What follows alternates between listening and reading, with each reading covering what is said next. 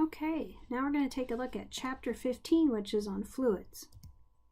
All right, the first thing we're going to look at is density, and you've heard about density before, probably in 9th grade physical science and in chemistry.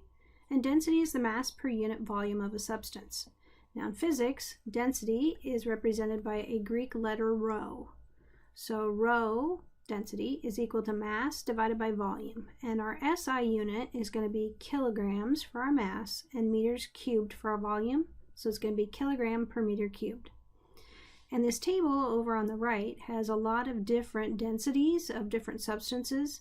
This you may want to refer back to as you're working on your assignment because you're going to need some of those different densities. Okay, the second topic in this chapter is pressure, and pressure is defined as the force per unit area. And for pressure, we use the capital P, and that's the force in newtons divided by the area in meters squared. So that's going to be Newton per meter squared. Now for pressure, the same force, if it's applied over a different area, is going to result in a different pressure. So if here I have a much larger area of the finger that's in contact with the balloon, so that means since the area is bigger, the pressure is going to be smaller. Now if I take that same amount of force, but now I have a much smaller area over here by this pin, since the area is smaller, that's going to result in a larger pressure, and that's going to poke the balloon. Now we talk about atmospheric pressure. We have gravity on the earth, and that's pulling all of the atmosphere down and all of the air down up on top of us.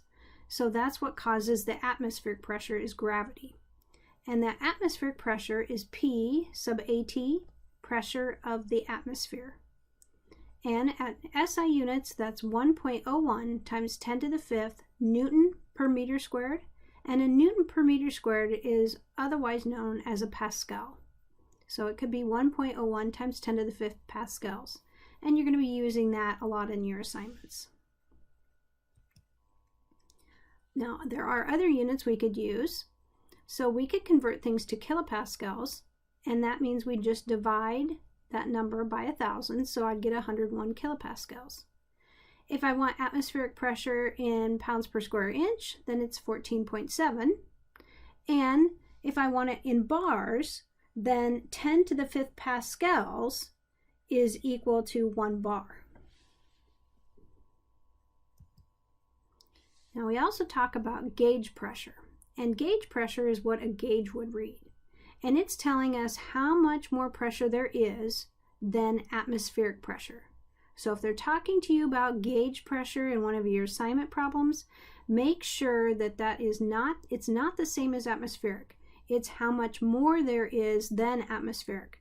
So you're going to have to take the pressure minus atmospheric pressure in order to get your gauge pressure. And that's what this P sub G stands for, the gauge pressure. All right, so we're going to look at a problem, and this problem is very similar to one that you're going to see on your assignment.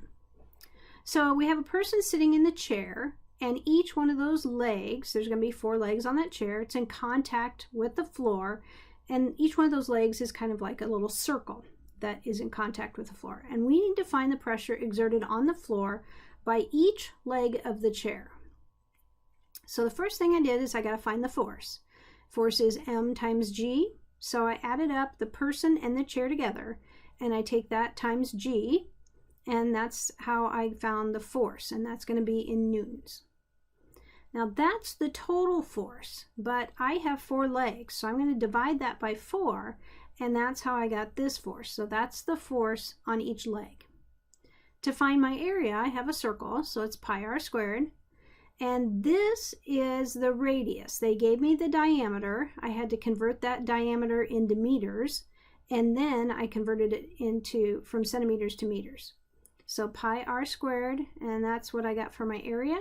So to find my pressure, I took the force that I found here, divided by the area, and I got this big long number. And so I just put that in scientific notation, 1.9 times 10 to the 6th. And instead of Newton per meter squared, I could leave it as that, but I labeled mine in pascals, which is the same thing as Newton per meter squared. Okay, in section 3, we're going to talk about pressure and depth. So the deeper I go in a fluid, that means the more weight I have up above, because all of that fluid up above is pushing down on me. So that means at the bottom, I'm going to experience more pressure than I do at the top. And if I want to figure out what that pressure is, I'm going to take the atmospheric pressure, which is going to be the pressure at the top, plus rho GH. So this is my density of the fluid, gravity, which is my 9.81, and H is going to be the depth in my fluid. So the equation, if I want to find the pressure in the depth of a fluid, is going to be that. It doesn't necessarily have to be at the bottom. It's going to be at some distance down, whatever that distance is going to be. All right, now if I know what the pressure is at one point in a fluid, I could use this equation to figure out what it is here. Now in the last one, they told me at the top I had atmospheric pressure and I was trying to find it at the bottom. Here they're saying if they give you the pressure at some height, I can find the pressure at another height. And it's the same equation, but instead of atmospheric pressure here, I'm going to put P1, which is whatever the height I'm starting with. And this is going to be the depth that I'm going from that first part. So the height would be from 1 to 2. But it's basically the same equation. P equals atmospheric pressure plus rho GH. But instead of atmospheric pressure, since I'm not at the very top, I'm going to use the pressure at where I am later. Now on a barometer is the device that I use to measure pressure. So here I can see that gravity is pushing down on the air, so I have air pressure pushing down on this pool of mercury. Now this mercury has nowhere to go except for up in the tube. And next to this, there's going to be a ruler. It's going to have lines on it, and this could be in inches or this could be in millimeters. So typically in the US, like when they report to us the barometric pressure on the news, it's going to be in inches of mercury, and that's just literally how high in the tube it is, measured in inches. Or we're going to use millimeters of mercury, and that would be the same thing except we're going to measure it in millimeters. All right, and in terms of mercury, if we are at atmospheric pressure at sea level, it can support a column of mercury which is 760 millimeters high. So atmospheric pressure is 760 millimeters, or 1 atmosphere, or we had in units of 101,000 pascals. All right, in a container, it doesn't matter what the shape is, but in a container where it can flow freely, the pressure is going to be equal, the same throughout. And where we use this is in the case of hydraulic lifts.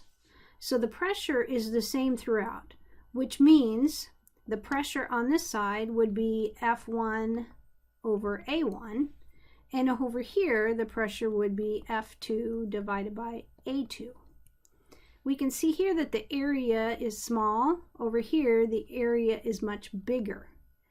So that means if there's a bigger area, that means I'm going to have a bigger pressure or a bigger force in order to have the same pressure, because I know the pressure on one side is the same as the pressure on the other side. So F1 over A1 is equal to F2 over A2. So if we have a bigger area, we're going to get a bigger force. So by putting a smaller force here, then I can have a much bigger force over here, enough in order to lift up this car. All right, here we're going to have one of those depth problems. So I have a water tower and it's filled with fresh water. It doesn't say that, but that's what we drink is fresh water, not seawater, to a depth of 6.4 meters. And we want to know the pressure at 5.5 meters below the surface of the water. So I'm going to use P equals atmospheric pressure plus rho GH. So this is my atmospheric pressure, that 101,000 pascals. The density of water I found on that very first slide for fresh water, it's 1,000, times G, which is 9.81, times the depth of my fluid. Now I don't care really that it's 6.4 meters, I just need to know how far below the surface I am. So I multiplied those and then added it on, and I get 154,955 pascals, or Newton per meter squared. And just to make it look a little bit nicer, I decided to put this in kilopascals, and I needed two significant figures, so I got 150 kilopascals. Okay, the next topic is on Archimedes' principle and buoyancy.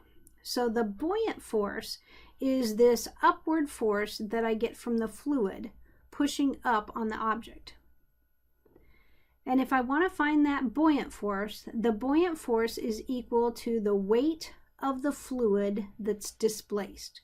So for this object, this would be the amount of fluid that it's displacing. And if I would find the weight of that water, that's going to tell me what the buoyant force is.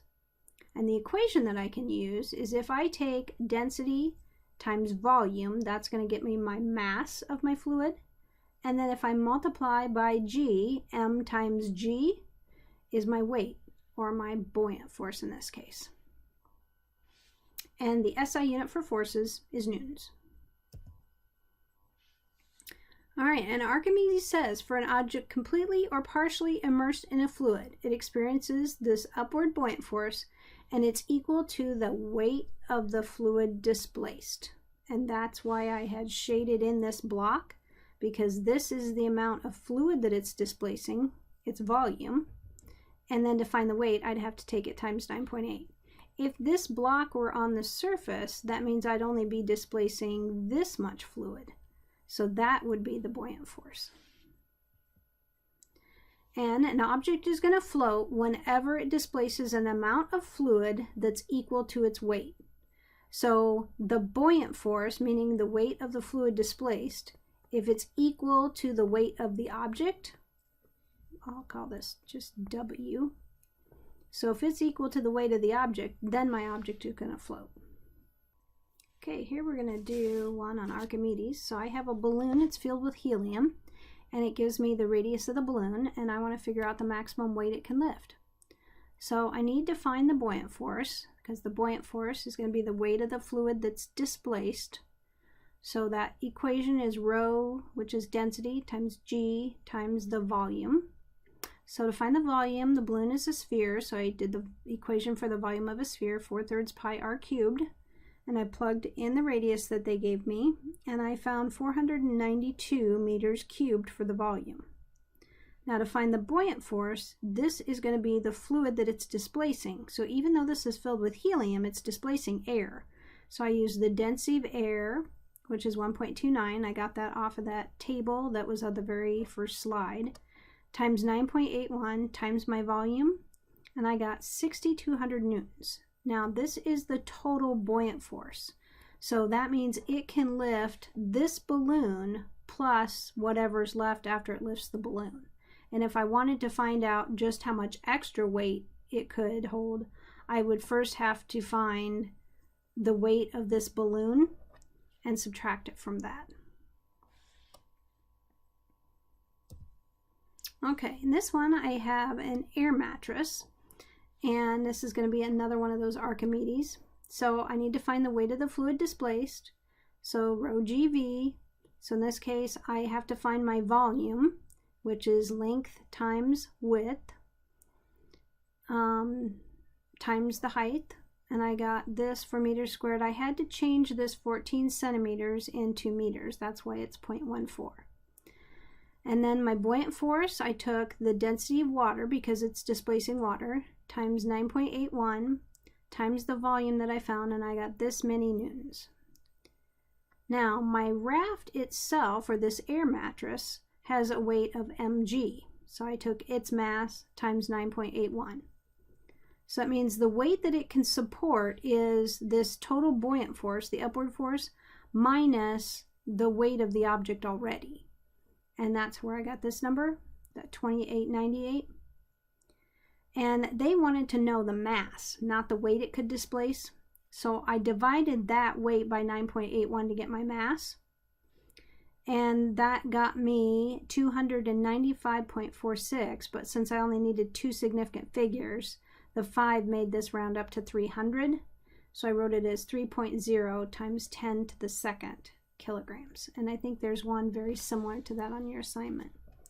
And I think this concludes the end of the first lecture.